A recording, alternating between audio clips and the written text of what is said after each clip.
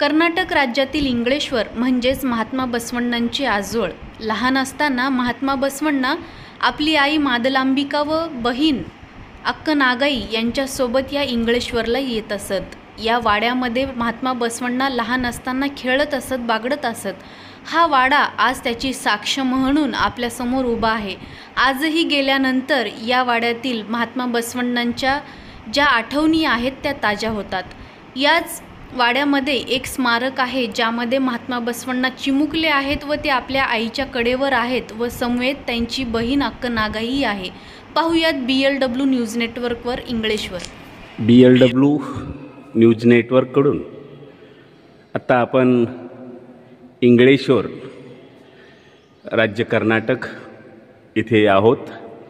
हे जे मी तुमच्यासमोर सर्व माहिती दाखवत आहे हे 12व्या शतकातील महात्मा बसवेश्वर यांनी व त्यांच्या सोबत शरणांनी लिहिलेली ही सर्व वचनं कन्नडमधील.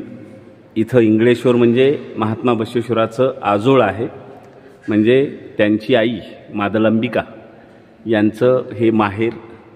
आणि याच ठिकाणी महात्मा बसवेश्वर अनेक लहानपणीच्या इथे घटना आहेत. त्यांची आठवण म्हणून इथे वचन मंदिर साकारलेलं आहे आणि इथं हजारो वचनं इथे कन्नडमध्ये दगडी शिल्पावर कोरण्यात आलेली आहेत, जो खऱ्या अर्थाने ठेवा आहे. हे आपण पाहू शकता. निश्चितच ही एक फार मोठी उपलब्धी आहे. ज्या पद्धतीनं महाराष्ट्रामध्ये गाथा मंदिर आहे, अगदी त्याच पद्धतीने इथे वचन मंदिर स्थापन करण्यात आलेलं आहे. हे स्वामीजीचा स्टॅच्यू, निश्चितच यांचं इथं उल्लेखनीय कार्य आहे. ते आज जरी हयात नसले तरी त्यांचीच ही संकल्पना आहे. म्हणजे हे सर्व चिरकाळ असं टिकून राहिलं पाहिजे, कारण ही फार मोठी सांस्कृतिक वैचारिक देण आहे. ज्या विचारधारेमधनं समाज घडला, राष्ट्र घडले आणि जगाला एक प्रेरणा देण्याचं काम ज्या वचनांनी केलं, हे वचन जरी कन्नडमध्ये असले तरी आता मराठीमध्ये बरेचसे उपलब्ध झालेले आहेत. त्याचं अनुवादन झालेलं आहे. 25,000च्या वर वचने आज मराठीमध्ये उपलब्ध आहेत. त्यामुळे नक्कीच वचनातनं 12व्या शतकात जी क्रांती झाली त्या क्रांतीचं एक आठवण स्मारक असावं अशा पद्धतीनं हे वचन मंदिर आहे. इथे मध्येच अक्क महादेवी यांचा हा स्टॅच्यू कोरण्यात आलेला आहे. म्हणजे एखादं मंदिर कसं असावं, ज्या मंदिरामध्ये खऱ्या अर्थाने माणसाचा माथा अत्यंत अभिमानाने टेकवत असताना त्यांना एक वैचारिक खाद्य भेटावं अशा पद्धतीचं हे वचन मंदिर इथे तयार करण्यात आलेलं आहे.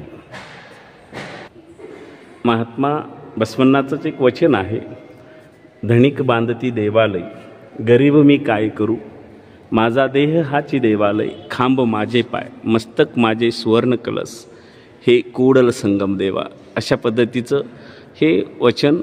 इथं अनेक वचनं आहेत. कन्नड जरी आपल्याला समजत नसली तरी महाराष्ट्रीयन लोकांना कळावं, कारण महात्मा बसवेश्वरांचा जवळपास 26 वर्षाच्या वर कालावधी हा महाराष्ट्रातीलच मंगळवेढा येथे गेलेला असल्यामुळे महाराष्ट्राशी बसवण्णाचं नातं अतिशय जवळचं आहे. महाराष्ट्रावर मोठ्या प्रमाणामध्ये वैचारिक वारसा देण्याचं काम महात्मा बसवेश्वरांनी केल्याचं आपल्याला दिसतं. कर्नाटकातील मठाचं खास वैशिष्ट्य आपण जर पाहिलं तर प्रत्येक मठामध्ये ग्रंथालय आहे. हे अतिशय मला म्हणजे महत्त्वाचं वाटतंय. ग्रंथालयासोबतच ही वैचारिक देण दगडी शिल्पावर कोरण्यात आलेली आहे.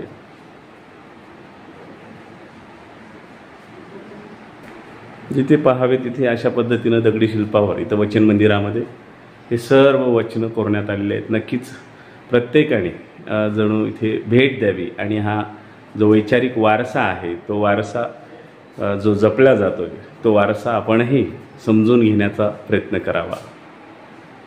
इथेच थांबतो. धन्यवाद.